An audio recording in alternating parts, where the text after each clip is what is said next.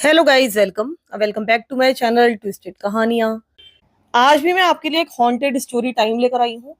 और ये जिसके साथ हुआ था उनको मैं बहुत अच्छी तरीके से पर्सनली जानती हूँ। तो मैं पहले आपको बताना चाहूंगी कि इसका बैकग्राउंड क्या है। तो मैं आपको बता दूं कि मैं पहले कुमाऊं की एक जगह पर भी पोस्टेड रही हूँ।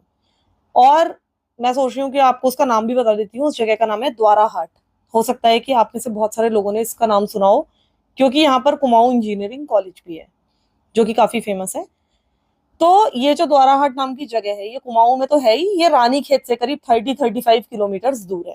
यानी कि पहले रानीखेत पड़ेगा, और अल्मोड़ा भी रानीखेत से जाने का एक रास्ता है, और इधर एक द्वाराहाट जाने का भी रास्ता है। और द्वाराहाट से आप आगे चले जाएं तो बागेश्वर वगैरह ये जगह आ जाती है।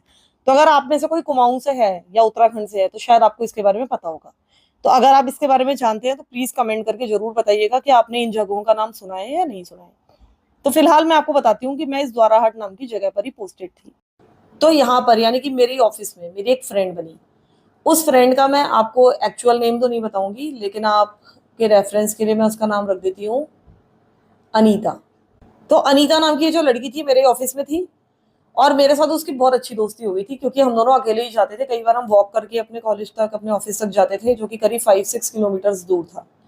फिर हम वहां से लौटते थे, रास्ते से सब्जी वब्जी खरीदते थे। छोटा सा ही स्मॉल टाउन था तो बहुत लिमिटेड ही ऑप्शंस थे, लेकिन खरीदते थे, घर वापस जाते थे, गप्पे मारते थे। मतलब बहुत अच्छा हमारा बॉन्ड था।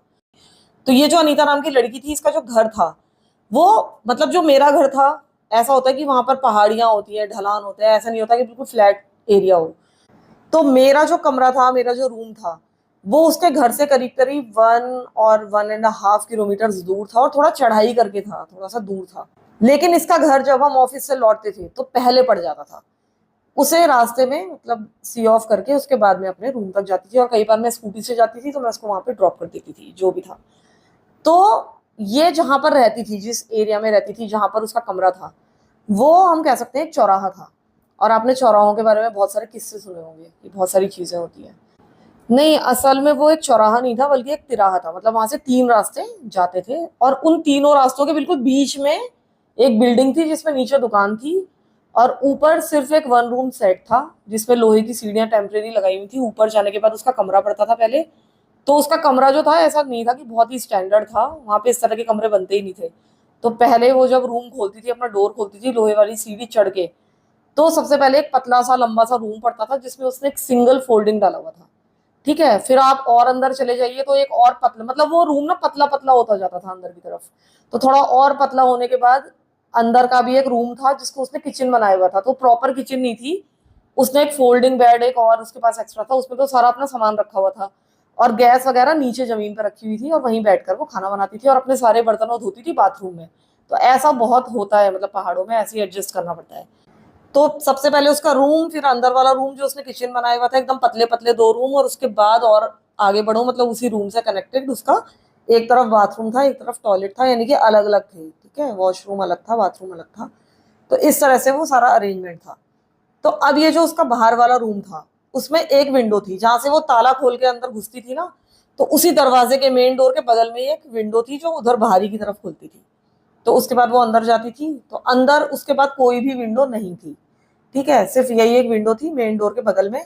फिर इसका बेड वाला रूम, और अंदर जो वो था, जो इसने किचन बनाया हुआ था, उसमें भी कोई विंडो नहीं थी। और अंदर बाथरूम में भी कोई विंडो नहीं थी। हो सकता है रोशनदान वगैरह हो टॉयलेट में, मुझे पता नहीं, क्योंकि मैं कभी गई नहीं उसके यहाँ टॉयलेट। तो इस तरह से वो सारा अरेंजमेंट था। वो लड़की बहुत ही ज्यादा हिम्मती थी, ऐसा नहीं था कि वो डरपोक थी या उसको कुछ डर लगता था, या वो इन सारी चीजों पे बहुत विश्वास करती थी, भूत प्रेत पे, ऐसा कुछ भी। मतलब ऐसी बातें हमारे बीच में शायद होती ही नहीं थी, मुझे ऐसा लगता है। वो काफी बोल्ड थी। तो बताती थी कि आज मैंने ये बनाया, वो बनाया। ज्यादातर मेरे को याद है आज भी कि वो पुलाव बनाया करती थी, सारी की सारी सब्जियां लाती थी उनको। खिचड़ी बोलती थी वो, लेकिन मतलब पुलाव काइंड ऑफ खिचड़ी बनाया करती थी। मैंने ये किया वो किया, हरी सब्जी लेके जाती थी। मतलब काफी शौक था उसे कुकिंग का, जबकि वो अकेली रहती थी, प्रॉपर हमेशा खाना बनाती थी, खाती थी। तो ये चीजें तो खैर इररिलेवेंट है, मैं ऐसे ही आपको बता रही हूँ। तो फिलहाल वो वहां पर रहती थी, लेकिन बहुत ही हिम्मती थी। तो अब वो क्या करती थी कि जब वो रात को सोती थी, तो हमेशा वो अपनी विंडो पूरी फुल ओपन रखती थी, और उसका सिर विंडो की तरफ होता था। मैं तो ऐसे कभी नहीं सो सकती। मैं तो अगर अपने कमरे में भी सो रही हूँ तो मैं विंडोज कभी भी ओपन नहीं करती हूँ। बेसिकली मैं बहुत ही डरपोक हूँ, जैसे कि मैंने अपने रामनगर वाले एक्सपीरियंस में आपको बताया, कि उस एक्सपीरियंस के बाद मैं हमेशा के लिए बहुत डरपोक बन गई हूँ। और मुझे बहुत डर लगता है इन सारी चीज़ों से, अकेला रहने से, या हर चीज़ है। लेकिन वो जो थी, वो एकदम हिम्मती थी, वो उस बेड पे सोती थी बिल्कुल फुल खिड़की खोल के, और उस खिड़की पे सरिये लगे हुए थे, जाली वाली नहीं थी, वो सरिये लगे थे, वहां पे काफी ठंडा भी हुआ करता था। तो खिड़की से अच्छी ठंडी हवा भी आती थी, और क्योंकि उसने फैन नहीं लगाया हुआ था, क्योंकि फैन की जनरली उस समय जरूरत नहीं पड़ती थी, या हो सकता है उस पर टेबल फैन रहा भी हो, मुझे याद नहीं है, लेकिन जहां तक मुझे लगता है उसने फैन नहीं लगाया हुआ था। तो वो खिड़की खोल के सोती थी, क्योंकि उसकी वैसे भी आदत थी खिड़की खोल के सोने की, नहीं तो उसको घुटन होती थी।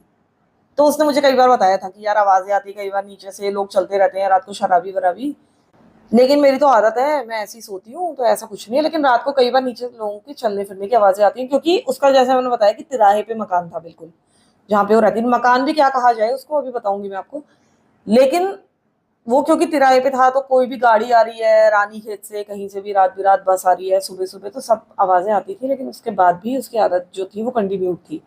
अब इसका ये जो मैंने बताया कि आपको बताऊंगी, तो वो ये बात है कि वो कोई मकान नहीं था, नीचे क्या था कि दुकान थी, तो सारा दिन वो खुलती थी, शायद वेल्डिंग वेल्डिंग की दुकान थी, और उसके बाद रात को भी क्या 6-7 बजे ही वो ताला लगा के वहां से चले जाया करते थे, तो वहां पे कोई भी नहीं रहता था। और वहां पे उसका कोई भी अड़ोस पड़ोस ऐसा नहीं था कि बिल्कुल वो मकान इधर से बाएं या दाई तरफ से कहीं से लगा हुआ है पीछे से, वो बिल्कुल सेपरेट मकान था। फिर थोड़ी थोड़ी जगह छोड़ छोड़ के, और दुकानें थी वहां बेसिकली ना, ज्यादातर वहां दुकानें थी, तो मकान थे भी, ऐसा नहीं है कि बिल्कुल नहीं थे, लेकिन थोड़ा दूर दूर थे। ऐसा नहीं था कि आपकी बिल्कुल छतें मिली हुई हैं या दीवारें मिली हुई हैं, ऐसा कुछ नहीं था। तो मैं इससे कहती भी थी कि तुम रात को खिड़की खोल के सोती हो और नीचे से आवाजें भी आती हैं, और नीचे से तो कोई भी सीढ़ी चढ़ के बिल्कुल उसके मेन डोर या उसकी विंडो पर पहुंच सकता था, मतलब कोई भी सड़क चलता आदमी उस सीढ़ी को चढ़ सकता था, कोई गेट नहीं था क्योंकि, और सीधे वो पहुंच सकता था उसके मेन गेट तक। तो मुझे ऐसा लगता है कि वो एक लड़की के लिए बहुत अच्छी चॉइस नहीं थी, लेकिन उसको उसकी आदत पड़ गई थी, शुरू में उसका कमरा मिला नहीं, फिर वो वहाँ एडजस्ट हो गई। ऐसा कुछ उसके साथ हुआ भी नहीं कभी एक्सपीरियंस, तो उसको ठीक ही लगता था। तो एक रात की बात है, मतलब मुझे लगता है कि अक्टूबर या सितंबर अक्टूबर का समय रहा होगा, जब उसके साथ ये घटना हुई। उस रात ये हुआ कि वो आराम से सो गई, जिस तरह से वो हमेशा सोती थी। उसने वो खिड़की खोली, अपने पलंग पर लेटी, रजाई ओढ़ी, और आराम से सो गई। अब ये जो रजाई उसने ओढ़ी थी वो वैसे तो थोड़ी सी मोटी थी, मतलब उस समय के हिसाब से, लेकिन उसने बहुत ज्यादा, ऐसा नहीं था कि ऑप्शंस रखे हुए थे कि समर्स की अलग हो, विंटर्स की अलग हो, रेनी सीजन के लिए अलग रजाई हो, ऐसा तो होता नहीं है, इतनी लग्जरी होती नहीं है जब हम बाहर रहते हैं। उसके पास एक ही मोटी रजाई थी, तो वही उसने उस समय ओढ़ी हुई थी, लेकिन हल्की सी गर्मी थी, तो पूरी तरह से सिर तक कवर उसने नहीं किया हुआ था, लेकिन क्योंकि खिड़की भी खुली थी तो हवा आ रही थी। अब क्या हुआ, उसने मुझे अगले दिन बताया कि करीब रात के, मतलब बजे होंगे 1-2 बजे होंगे, मतलब उसे अंदाजा नहीं है, लेकिन बहुत ज्यादा रात थी क्योंकि बाहर भी पूरी तरह से सन्नाटा था उस समय।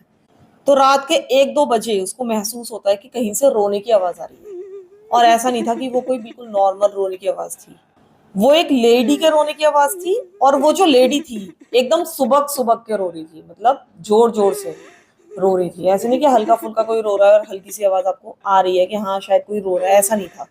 प्रॉपर कोई बैठकर अच्छी तरीके से आवाजें निकाल कर रो रहा था, और वो आवाज एकदम क्लियर थी। तो शुरुआत में इसको लगा कि पता नहीं कौन रो रहा है, मतलब होता ही है, अगर हम रात को किसी के रोने की आवाज सुनेंगे तो ऐसा नहीं है कि तुरंत ही डर जाएंगे, ठीक है, हमें ये लगेगा कि आसपास शायद कोई रो रहा है। तो वही उसको भी लगा। वो काफी देर तक, मतलब पहले तो उसको इतनी ज्यादा गहरी नींद में थी कि थोड़ा होश में आने में ही समय लगा कि क्या है, रोने की आवाज आ रही है, अच्छा क्या है। तो जब वो सुनती रही, फिर उसको याद आया कि मैं तो यहाँ हूँ अपने कमरे में और आसपास कोई भी नहीं है, और वो जो आवाज थी वो उसके अपने ही फ्लैट से, अगर हम उसे फ्लैट कह सकते हैं, तो अपने ही फ्लैट से आती हुई उसको महसूस हो रही थी कि उसके अपने घर के अंदर ही कोई रो रहा है। और तब तो उसको आप समझ ही सकते हैं, बिल्कुल छक्के छूट गए उसके कि ये क्या है ये, उसको विश्वास ही नहीं हुआ, क्योंकि आवाज बिल्कुल उसके पास से आ रही थी, बिल्कुल उसके कमरे के अंदर ही कोई रो रहा है, धीरे धीरे उसको महसूस हुआ। और वो आवाज काफी ज्यादा लाउड हो गई थी, अच्छी खासी आवाज, मतलब बढ़ गई थी। तो अब उसको समझ में नहीं आया कि मैं क्या करूं। इतनी हिम्मत तो उसके अंदर थी नहीं कि वो उठे और लाइट जलाए और कुछ ऐसा कुछ करे। उसका जो मोबाइल फोन था वो उसके पास ही कहीं पर मौजूद था। होता है ना कि हम सोते हैं तो कहीं भी रख देते हैं कुछ लोग, कि भाई अब वहां ऐसा तो है नहीं कि साइड टेबल है या कोई अलमीरा है कि उसमें रखेगी, उसने बेड में कहीं तकिए के नीचे अगल बगल रख दिया होगा, उसको याद भी नहीं था।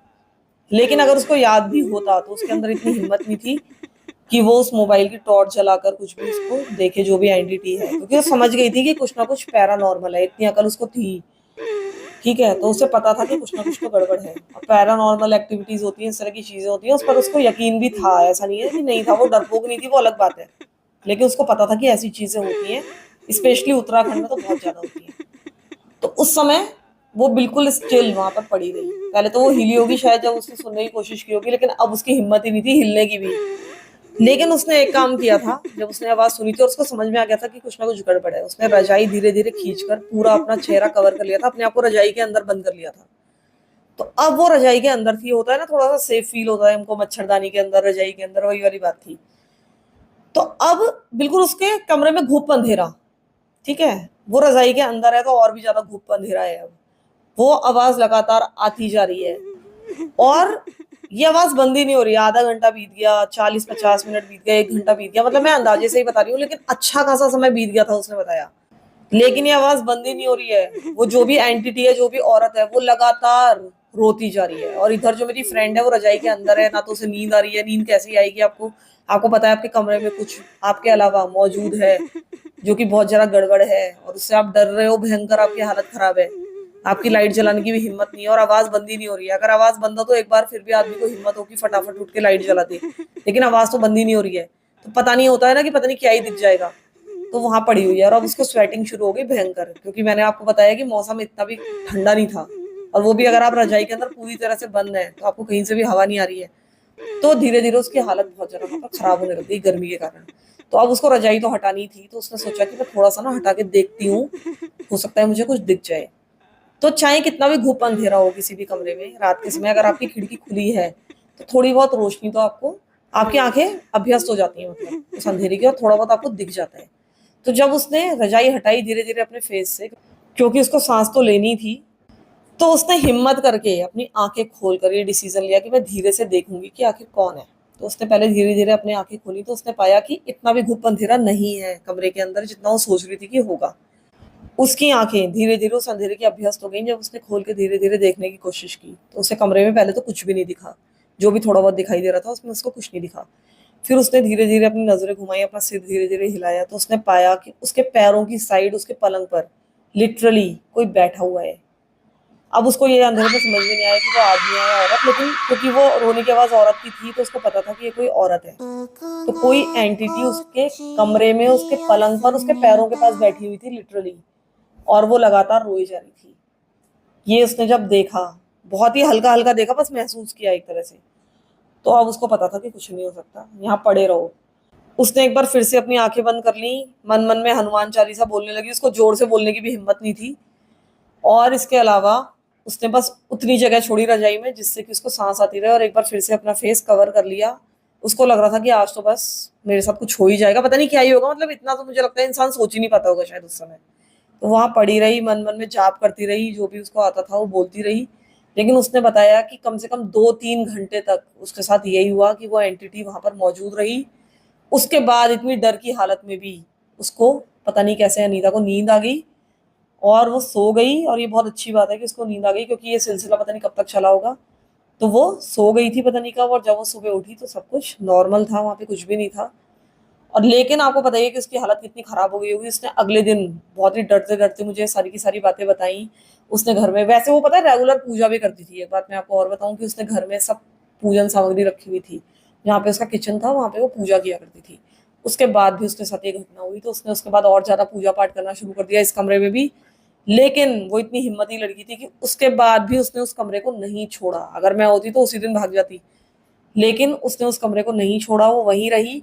लेकिन जब उसने 1-2 लोगों को ये बात बताई तो लोगों ने ये कहा कि पहाड़ों में कभी भी या कहीं भी वैसे भी पूरी खोलकर खिड़की नहीं सोना चाहिए। हमेशा या तो खिड़की पे हल्का सा पर्दा डाल लो, या उसके जो दरवाजे होते हैं, जो पल्ले होते हैं, वो थोड़े से आप मोड़ दीजिए हल्के से, मतलब ऐसा ना हो कि बिल्कुल चौपट बिल्कुल खुले हों, ऐसा नहीं होना चाहिए। क्योंकि कहीं ना कहीं पहाड़ों में ऐसा कहा जाता है कि इनविटेशन होता है बुरी आत्माओं के लिए या किसी भी एंटिटीज के लिए, कि आप उनको बुलाने के लिए तैयार हैं, मतलब आप उन्हें एक्सेप्ट कर रहे हैं। ये माना जाता है अगर बिल्कुल खुली हुई खिड़की हो, उसमें कोई भी आड़ ना हो, तो कोई भी एंटिटी अंदर आ सकती है। तो हो सकता है ये रीजन रहा हो या जो भी है। मैं इन सब चीजों को इतना नहीं जानती कि क्या सच है क्या झूठ है, लेकिन लोगों ने ये बताया। उसके बाद से उसने उस खिड़की को तब भी खोलना तो जारी रखा। उसकी हिम्मत देखिए आप, वो तब भी खोलती थी उस खिड़की को। लेकिन अब वो हल्का सा उसमें पर्दा भी डाल देती थी और बिल्कुल ऐसे पूरी नहीं खोलती थी। मतलब ये समझ लीजिए कि अगर वो 100% उस खिड़की को पहले खोलती थी तो अब 30%, 40% ही खोलती थी, कि हवा भी आती रहे, थोड़ा सा वेंटिलेशन बना रहे, लेकिन ऐसा कोई खतरा भी ना रहे कि उसको ये सारा कुछ एक्सपीरियंस करना पड़े। तो मैं अभी भी उस लड़की को सलाम करती हूँ जो इतनी हिम्मती थी, जो ऐसी कंडीशन में भी वहां पर रही और ये एक्सपीरियंस मैं उसका कभी भी नहीं भूल सकती, क्योंकि वो लड़की अगले दिन बहुत ज़्यादा घबराई हुई थी। मैं कभी नहीं भूल सकती ये सारी की सारी घटना। और उसके बाद मुझे उसके घर जाने में भी डर लगता था। और लोगों ने ये भी बताया कि ये जो तिराहे वाला कमरा है, ये आपको नहीं लेना चाहिए था। अगर आपकी फैमिली होती, कोई साथ में होता तो तब भी ठीक है, लेकिन ये जो तिराहे वाले चौराहे वाले कमरे होते हैं जहाँ से 3 रास्ते जाते हैं, वो नहीं लेना चाहिए। और स्पेसिफिक बात ये थी कि उसका जो कमरा था वो बिल्कुल तिराहे पे था, मतलब बिल्कुल जो 3 रास्ते मिलते हैं ना, बिल्कुल वहीं पर ही था। तो मैं ये नहीं कह रही जिनके घर तिराहे पे हैं वो भूतिया ही हैं, वहाँ कुछ ना कुछ गड़बड़ है। लेकिन जो चीजें कही जाती हैं, बहुत सारी चीजें हमारे उत्तराखंड में कही जाती हैं, तो मैं देखती हूँ कि उनमें से बहुत सारी चीजों में कुछ ना कुछ सच्चाई भी होती है शायद, किसी किसी जगह पर। तो ऐसा एक्सपीरियंस मेरी सहेली ने किया, उसके थ्रू मैंने किया, और इस बात को मैं कभी भी नहीं भूल सकती। हालांकि इस बात को बहुत साल हो गए, लेकिन फिर भी ये जो मेमोरी है वो बिल्कुल मेरे दिमाग में फ्रेश रहती है। इस तरह की और भी बहुत सारी बातें मुझे पता है जो कि मैं चाहती हूँ कि आपके साथ शेयर करूँ।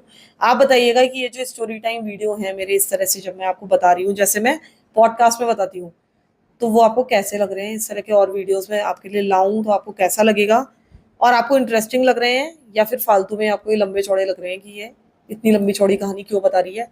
क्योंकि कुछ लोगों ने, एक दो लोगों ने कमेंट किए थे कि आपने तो बहुत ज़्यादा फालतू बातें बता रहे हो और झूठ बोल रहे हो। तो झूठ कुछ नहीं है, मेरी सहेली ने मुझे जो बताया, जो एक्सपीरियंस किया, वो मैं आपको बता रही हूँ। मुझे क्या मिलेगा झूठ बोल के? अगर मुझे झूठ ही बोलना होगा तो मैं और बहुत ही इंटरेस्टिंग कहानियां बताऊंगी। इतनी, ये तो एक नॉर्मल सी घटना है जो मैंने आपको बताई है, तो इतनी बेसिक चीज़ है, क्यों बताऊंगी मैं आपको। झूठ में तो आप बहुत कुछ बना सकते हो, जो कि मैं कई सारे चैनल्स पे देखती हूँ, जो रोज एक नया झूठ लेकर नई नई स्टोरी लेके आ जाते हैं। ठीक है, इतनी सारी उनको पता नहीं कौन कहानियां भेजता है कि रोज दिन में वो 3 3 वीडियोस बना लेते हैं उन कहानियों पे। मुझे तो ऐसा नहीं लगता। मैं तो आप लोगों से कब से आप लोगों की स्टोरीज मांग रही हूँ, लेकिन एक दो लोगों के अलावा किसी ने भी स्टोरीज मुझे आज तक भेजी नहीं है। तो पता नहीं कैसे लोगों को इतनी सारी स्टोरीज मिल जाती है। तो मुझे ऐसा लगता है कि उनमें से हो सकता है कुछ लोग कहानियां बनाते भी हों, और अगर मुझे बनानी होती तो मैं बहुत इंटरेस्टिंग कहानी बनाती, और अगर कभी बनाऊंगी तो बहुत इंटरेस्टिंग कहानी बनाऊंगी। तो ऐसा कुछ नहीं है, झूठ नहीं है। तो आप बताइएगा मेरे वीडियोस आपको कैसे लग रहे हैं, स्टोरी टाइम वाले। और पिछले 2 हफ्ते से मेरी स्टोरी नहीं आई है क्योंकि मैं कहीं बिजी थी। कुछ लोगों ने मुझे मैसेज भी किया, मेल भी किया, और ये भी कहा कि इसी कारण से आपका चैनल नहीं चल रहा है, आप रेगुलर नहीं रहते हैं। तो वो ठीक है, हो सकता है कि ये रीज़न हो। लेकिन अब क्योंकि मैंने आपको बताया कि मैं अकेले अपने चैनल का सारा काम करती हूँ, तो ऐसी मेरी कोई टीम तो है नहीं कि मैं उनको कोई काम सौंप दूंगी। और ना मेरे पास इतना ज़्यादा एक्स्ट्रा टाइम है कि मैं आगे के लिए स्टोरीज रिकॉर्ड कर लूँ। ये हफ्ते में 3 स्टोरीज में बहुत मुश्किल से रिकॉर्ड कर पा रही हूँ। तो मैं बहुत ज़्यादा कहीं बिजी थी, इसलिए मैं ये सब कुछ नहीं कर पाई, स्टोरीज रिकॉर्डिंग वगैरह। आपको पता है मैं जनरली रेगुलर ही रहती हूँ। और अगर 52 वीक्स होते हैं साल में, तो मुझे ऐसा लगता है कि 42 वीक्स तो स्टोरी आ ही जाती है, मतलब फुल ऑन। हो सकता है कि 4 6 वीक ऐसे जाते हों कि स्टोरी ना आ पाती हो, 5 6 वीक 7 वीक ऐसे जाते होंगे। तो यही समझ लीजिए आप, अब रेगुलर स्टोरीज आती रहेंगी। तो प्लीज़ एक एक कमेंट कर दीजिएगा, वीडियो को लाइक कर दीजिएगा। तब तक के लिए thank you so much for listening to my stories. Thank you so much.